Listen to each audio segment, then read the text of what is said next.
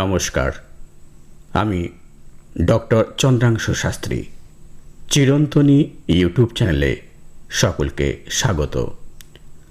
আজকের এই ভিডিও কন্যা রাশির আগস্ট 2024-এর জন্য বিশেষ গুরুত্বপূর্ণ। আপনার যদি কন্যা রাশি বা কন্যা লগ্ন হয় তবে এই ভিডিও আপনার জন্য বিশেষ উপযোগী। মাসিক রাশিফলে আমি স্বাস্থ্য, শিক্ষা, প্রেম, দাম্পত্য, ব্যবসা, চাকরি সম্পর্কে আলোচনা করি এবং ভিডিও শেষে সহজ টোটকা ও মন্ত্র প্রতিকারের উল্লেখ করি, যাতে ইতিবাচক ফল লাভ বেশি হয় এবং নেতিবাচক ফল হ্রাস পায়। প্রথমেই বলবো আগস্ট মাসে গ্রহের স্থিতি সম্পর্কে। আগস্ট মাসে 4 গ্রহ রাশি পরিবর্তন করছে। রবি 16 আগস্ট কর্কট রাশি থেকে সিংহ রাশি অর্থাৎ স্বক্ষেত্রে প্রবেশ করবে। মঙ্গল 26 আগস্ট বৃষ রাশি থেকে মিথুন রাশিতে প্রবেশ করবে।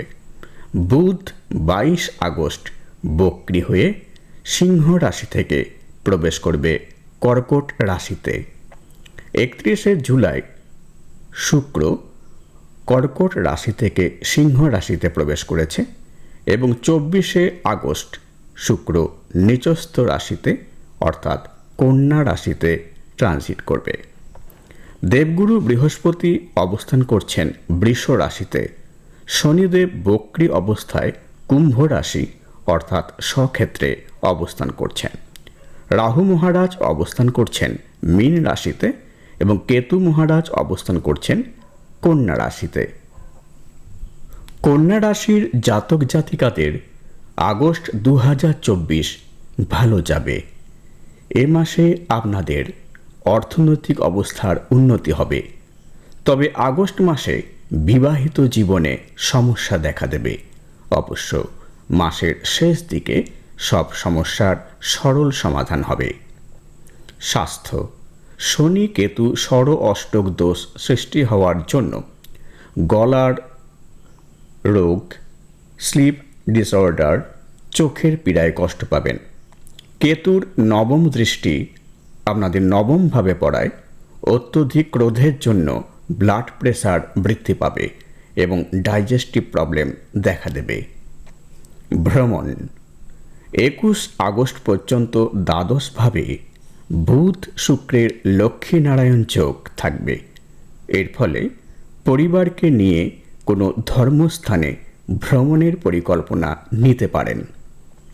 দাম্পত্য জীবন, আপনাদের লগ্নস্থ কেতুর সপ্তম দৃষ্টি সপ্তমভাবে অর্থাৎ বিবাহিত জীবনের ভাবে পড়ায় বৈবাহিক জীবনের ক্ষেত্রে আগস্ট মাসে প্রবলেম আসবে, কিন্তু আপনি নিজের ধীর স্থির সিদ্ধান্তে ও সংযত ব্যবহারে এই পরিস্থিতি কাটিয়ে উঠতে পারবেন। মঙ্গলের চতুর্থ দৃষ্টির দ্বাদশভাবে পড়ায় আপনি সুখ স্বাচ্ছন্দ্যের জন্য এবং গৃহকে সুসজ্জিত করার জন্য অর্থ ব্যয় করবেন। 21 আগস্ট পর্যন্ত আপনাদের দ্বাদশভাবে বুধ শুক্রের লক্ষ্মীনারায়ণ যোগ দাম্পত্য সমস্যা অনেকাংশে হ্রাস করবে। দেবগুরু বৃহস্পতির সপ্তম ভাব থেকে 3-11 সম্বন্ধ জীবন সঙ্গীর সঙ্গে মনের কথা আদান প্রদানের যোগ সৃষ্টি করবে এবং দাম্পত্য জীবনের ভুল বোঝাবুঝি মাসের শেষে দূর হয়ে যাবে। শিক্ষা, আমাদের পঞ্চম ঘর হলো শিক্ষার ক্ষেত্র। দেবগুরুর নবম দৃষ্টি পঞ্চমভাবে পড়ায় এ মাসে বিদ্যার্থীরা পড়াশোনায় যথেষ্ট মনোযোগ দিতে সক্ষম হবেন। 25 আগস্ট পর্যন্ত নবমভাবে মঙ্গল বৃহস্পতির সহাবস্থান বিদ্যার্থীদের হঠাৎ করে সুখবর দান করবে। 15 আগস্ট পর্যন্ত রবির সপ্তম দৃষ্টি পঞ্চমভাবে পড়ায় বিদ্যার্থীদের পরিশ্রমের সফলতা এবং কম্পিটিটিভ এক্সামে সফলতা দান করবে। ক্যারিয়ার, আগস্ট মাসের শুরু থেকে 21 আগস্ট পর্যন্ত বুধ শুক্রের লক্ষ্মীনারায়ণ যোগ থাকবে, যার ফলে আপনাদের কর্মক্ষেত্রে নিপুণতা এবং ম্যানেজমেন্টের দক্ষতা সকলের দৃষ্টি আকর্ষণ করবে।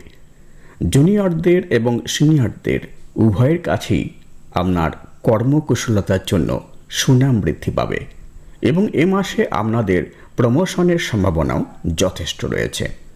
শনিদেব স্বক্ষেত্রে ষষ্ঠভাবে অবস্থান করায় আপনাদের কনফিডেন্স লেভেল অত্যন্ত বৃদ্ধি পাবে।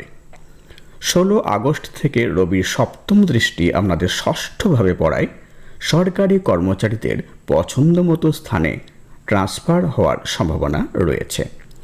26 আগস্ট মঙ্গল ষষ্ঠ ভাব থেকে নবপঞ্চক রাজযোগের সৃষ্টি করবে, ফলে কর্মক্ষেত্রে আপনাদের পারফরমেন্স বহু মানুষের প্রশংসা অর্জন করবে।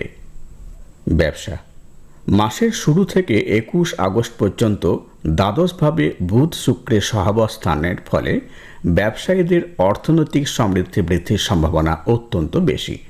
15 আগস্ট পর্যন্ত রবি সপ্তমভাবে নবপঞ্চক রাজযোগের সৃষ্টি করবে, ফলে অর্থ লাভের পথ প্রশস্ত হবে।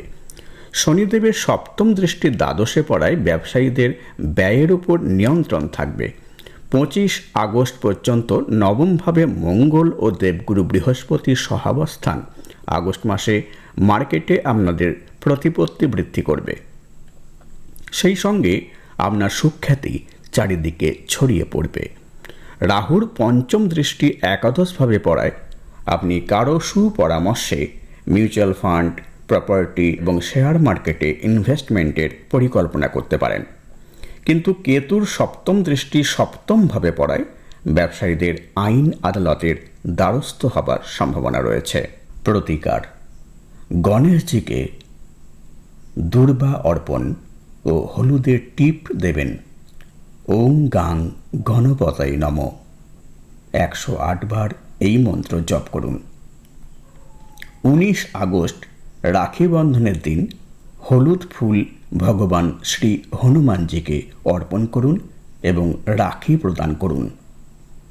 প্রতি শনিবার সন্ধ্যায় শুদ্ধ বস্ত্র পরিধান করে উচ্চারণ করুন ওম শম শনৈশ্চরায় নমঃ 108 বার। প্রসঙ্গত বলবো, মাসিক রাশিফল শুধুমাত্র গ্রহদের গোচর অনুযায়ী করলেই তা মিলবে না, কারণ প্রত্যেক ব্যক্তির নিজস্ব জন্মকুণ্ডলী আছে এবং এই সময়কালে তাদের কোন মহাদশা চলছে, কোন অন্তর্দশা চলছে, কোন প্রত্যন্ত দশা চলছে, সেগুলি বিচার বিশ্লেষণ করে তবেই ফলাদেশ দেওয়া সম্ভব। আমার এই ভিডিও ভালো লাগলে প্লিজ লাইক করবেন, শেয়ার করবেন এবং পরের ভিডিওগুলি যাতে শীঘ্র দেখতে পান সেজন্য চ্যানেলটিকে সাবস্ক্রাইব করবেন। ভালো থাকবেন, সুস্থ থাকবেন। আজ এই পর্যন্ত, দেখা হবে পরের ভিডিও। ধন্যবাদ।